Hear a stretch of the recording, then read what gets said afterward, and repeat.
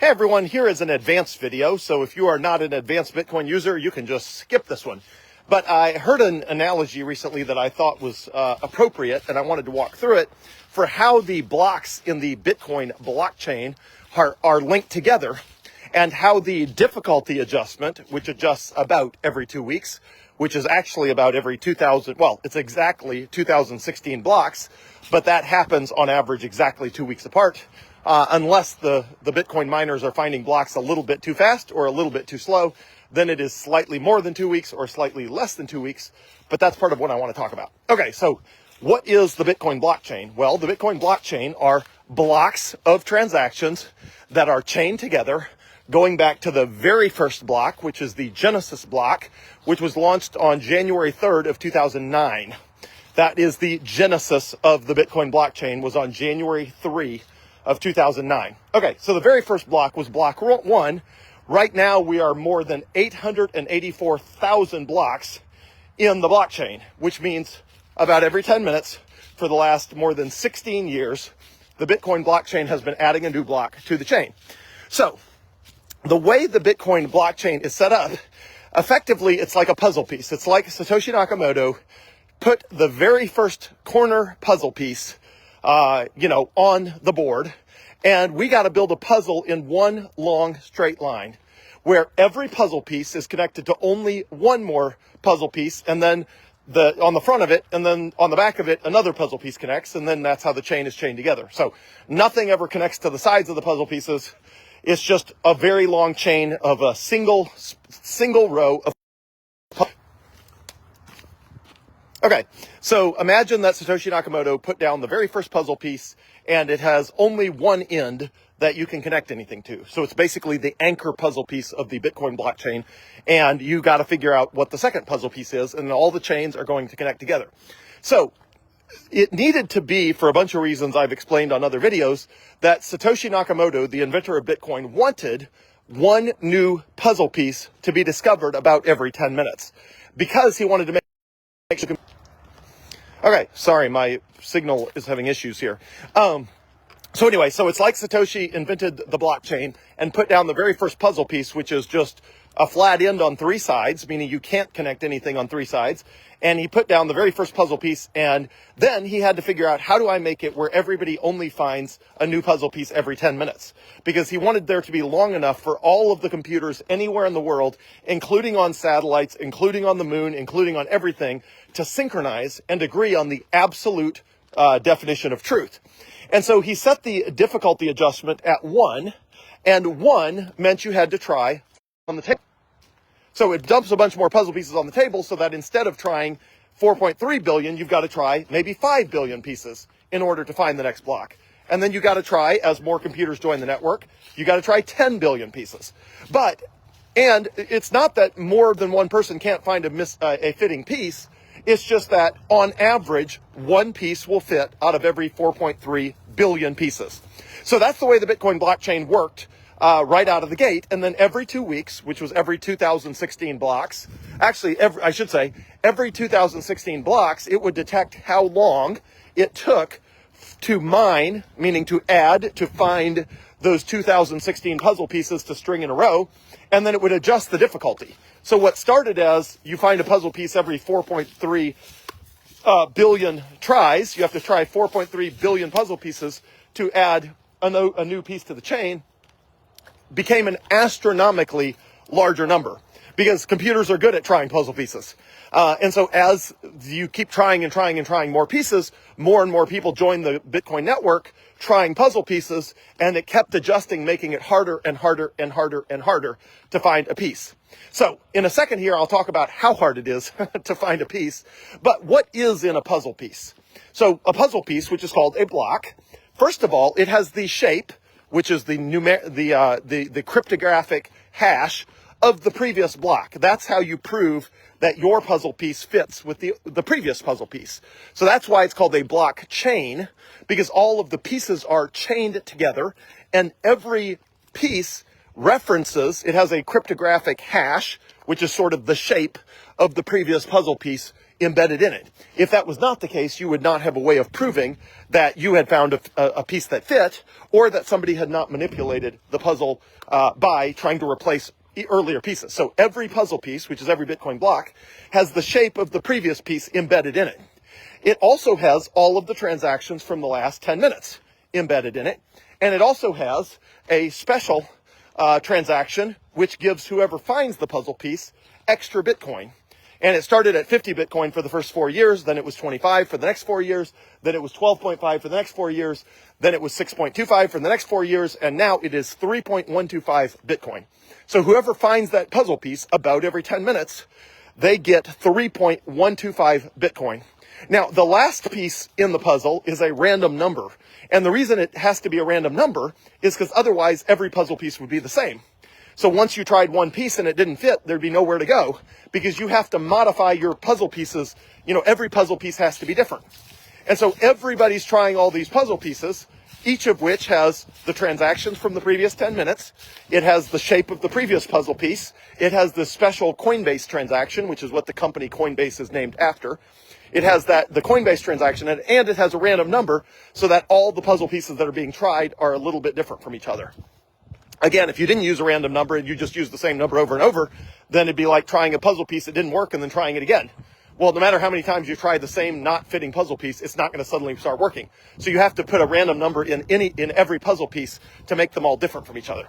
Okay, so that is what's in it. It's the hash of the previous block, which is sort of the shape of the previous puzzle piece. It's got the transactions from the last 10 minutes. It's got your special Coinbase transaction that gives Bitcoin to you. And if you try to give yourself more than the protocol allows, like more than 3.125, everyone will reject it. So there's no point in mining a Bitcoin block that has more than the allowable amount of Bitcoin in it for you, because the rest of the network is set to reject anybody that tries to cheat that way. And then it has a random number in it. And the random numbers can be basically infinite. Okay, so let's talk about difficulty again. This is where it gets pretty cool. Okay, so the difficulty was set to 1, which is 1 out of every 4.3 billion pieces fits. And that went on for the first 2016 blocks, which was about the first 2 weeks. And then it kept getting, as more people were mining Bitcoin, more computers were guessing puzzle pieces. It got harder and harder and harder and harder and harder.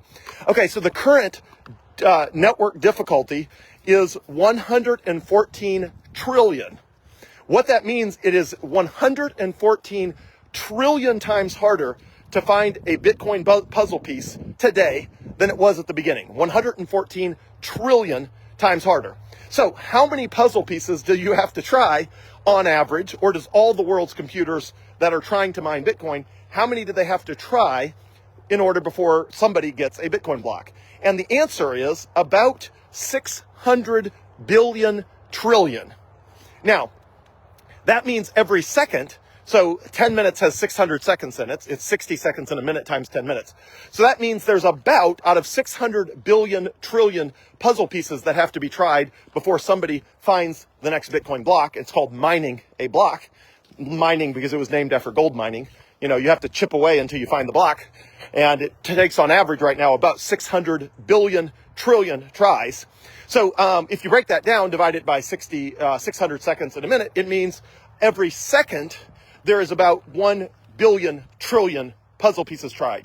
So my Bitcoin miners at home, I have 2 of them, and each of them do about 1 terahash. 1 terahash means they are trying about 1 trillion puzzle pieces per second.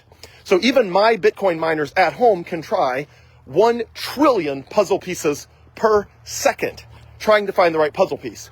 Now, the problem is there are 100 billion trillion puzzle pieces that have to be tried before, or there's 600 billion trillion puzzle pieces that have to be tried every 10 minutes before somebody mines a block, which means the probability that I will find one of those is less than 1 in a billion, meaning I will mine a Bitcoin block with my Bitcoin miners at home. Each of them has a chance of mining a block about once every 15,000 years.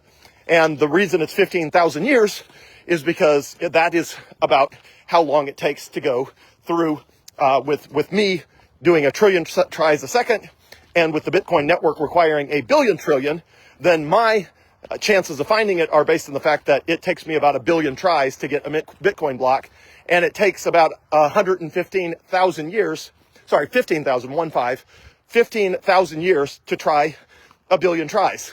But that assumes that the difficulty adjustment doesn't go up, and the difficulty adjustment is going up constantly every 2 weeks. So it means my Bitcoin miners at home are purely doing it for fun, because they will never mine a Bitcoin block. It is basically statistically impossible that they will mine a Bitcoin block. Okay, so why is all of this necessary? Why are we using 1/10 of 1% of the world's electricity to do it this way? And the answer is because the most important thing in Bitcoin is that there's only 21 million Bitcoin, and that there is only one version of the truth. And if you do it any other way, you cannot guarantee that there's only one version of the truth. So for example, if you said, well, why don't everybody with a computer vote on what the truth is? The problem is someone would spin up a bot farm on AWS or, Google Cloud or something like that, and they would make a gazillion computers each having a vote, and they would flood the network with votes saying that the version of truth involved them having more Bitcoin.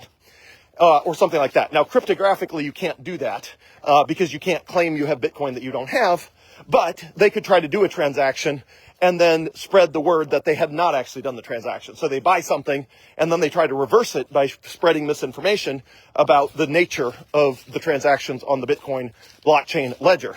So the only way you can get around that, or the only way you can solve for that, is to solve what's called the Byzantine generals problem, which is what Satoshi Nakamoto solved with the Bitcoin blockchain. And the way the Byzantine generals problem, if you want to Google it to find out what it is, it's closely linked with the genesis, the creation of Bitcoin, and the difficulty adjustment, which I've described to some degree in this video. But the Byzantine generals problem is a problem where you try to figure out where there's only one version of truth without requiring anyone to trust anyone else. So that is the big unlock of Bitcoin, is there's only one version of the truth. There's only one version of who owns what Bitcoin.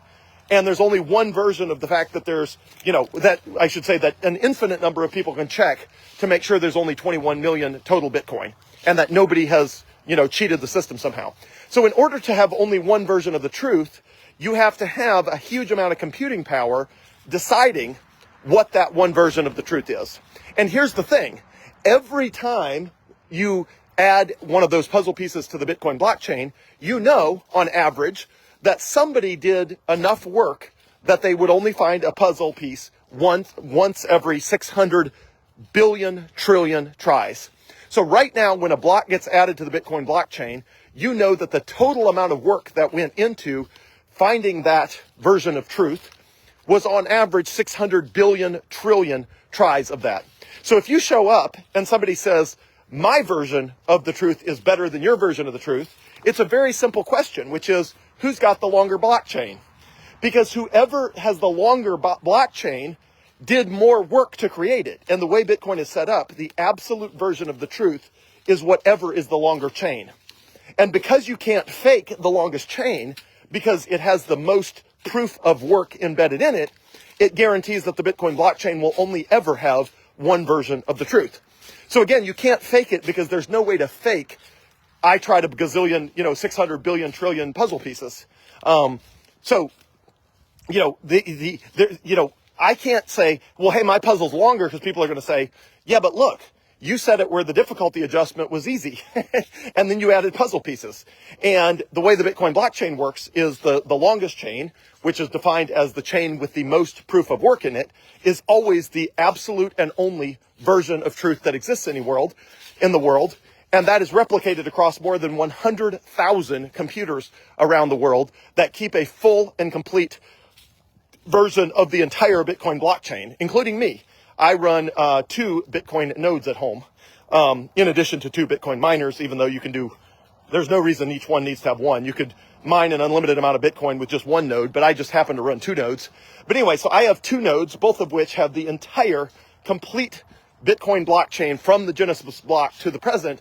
And the device that runs those, which is Umbrel, U-M-B-R-E-L, it's the first 5 or 6 letters, I guess the first U-M-B-R-E-L, it's the first 6 letters of the word umbrella, Umbrel.com, like Umbrella, except it's missing letters, so it's only the first 6. Umbrel.com is a Bitcoin node implementation that costs less than $500.